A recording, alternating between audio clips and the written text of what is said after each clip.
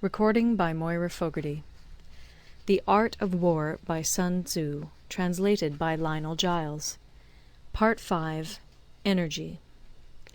Sun Tzu said, "The control of a large force is the same principle as the control of a few men. It is merely a question of dividing up their numbers."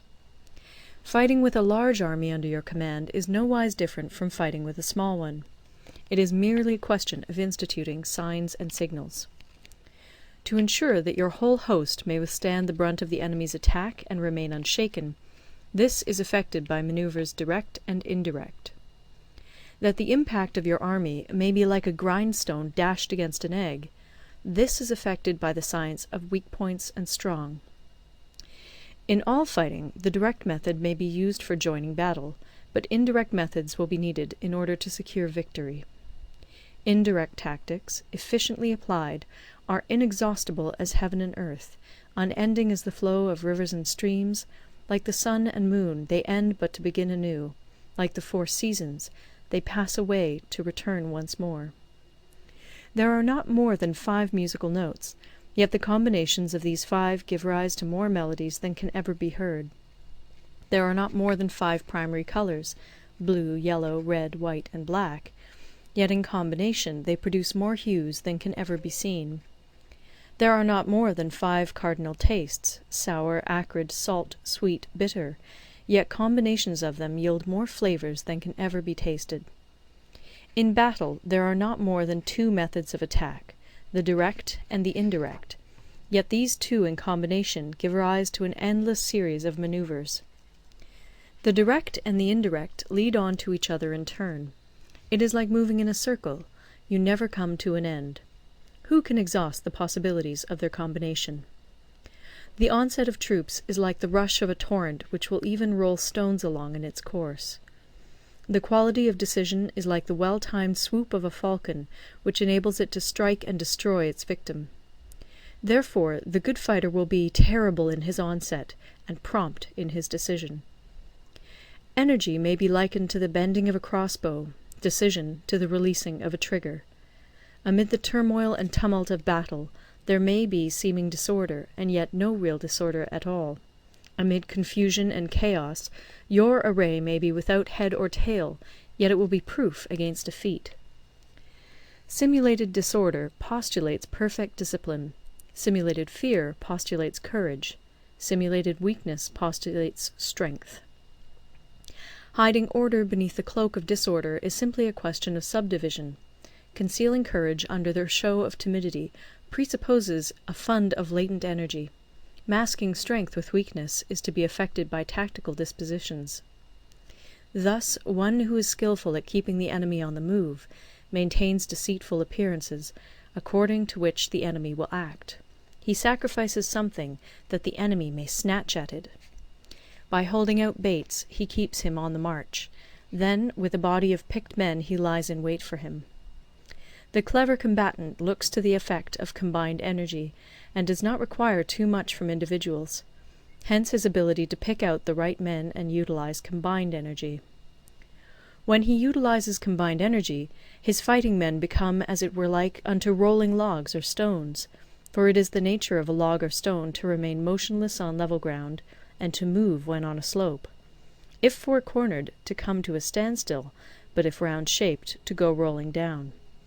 Thus the energy developed by good fighting men is as the momentum of a round stone rolled down a mountain thousands of feet in height.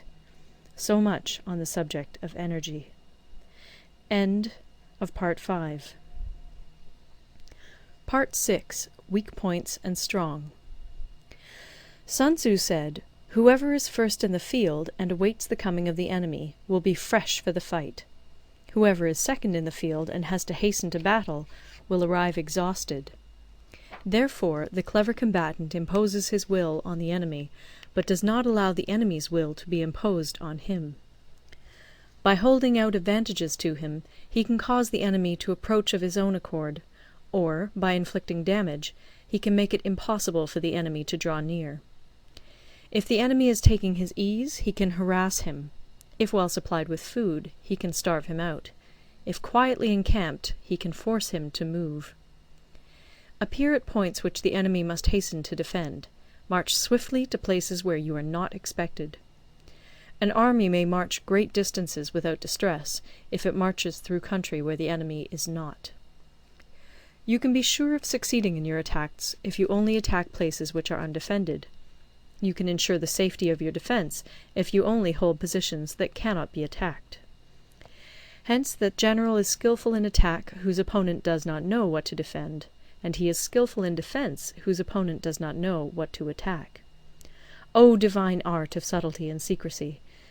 Through you we learn to be invisible, through you inaudible, and hence we can hold the enemy's fate in our hands. You may advance and be absolutely irresistible if you make for the enemy's weak points. You may retire and be safe from pursuit if your movements are more rapid than those of the enemy. If we wish to fight, the enemy can be forced to an engagement even though he be sheltered behind a high rampart and a deep ditch. All we need do is attack some other place that he will be obliged to relieve. If we do not wish to fight, we can prevent the enemy from engaging us even though the lines of our encampment be merely traced out on the ground. All we need do is throw something odd and unaccountable in his way. By discovering the enemy's dispositions and remaining invisible ourselves, we can keep our forces concentrated while the enemy's must be divided. We can form a single united body while the enemy must split up into fractions.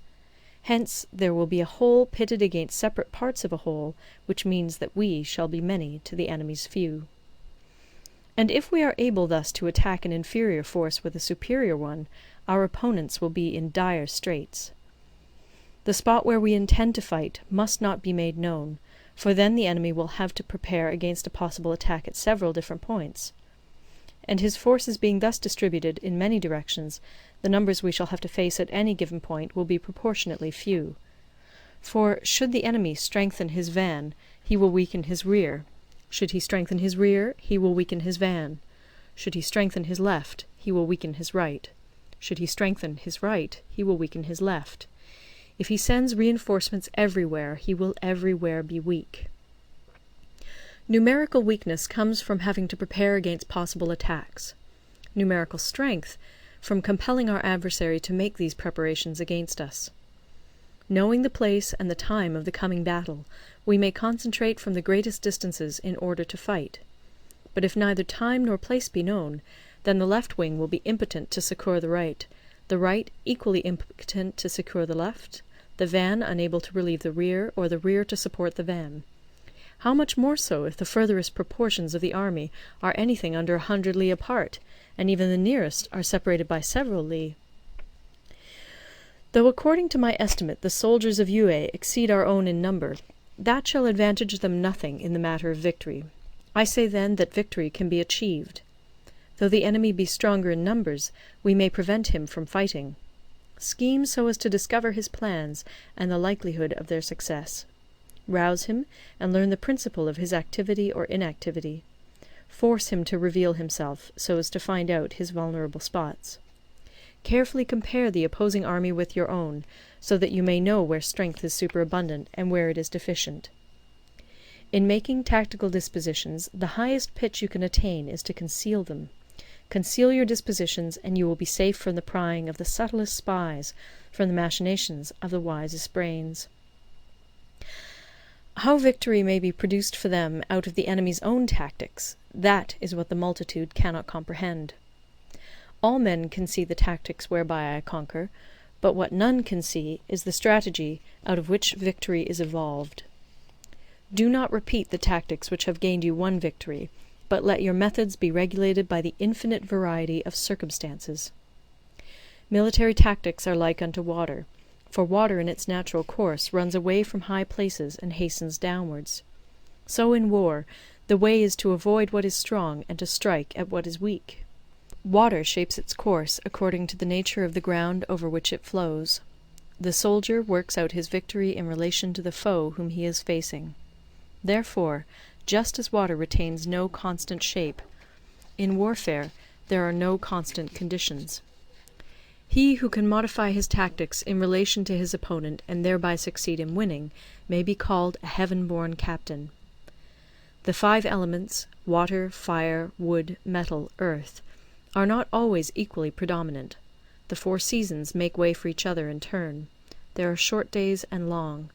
The moon has its periods of waning and waxing. End of Part 6.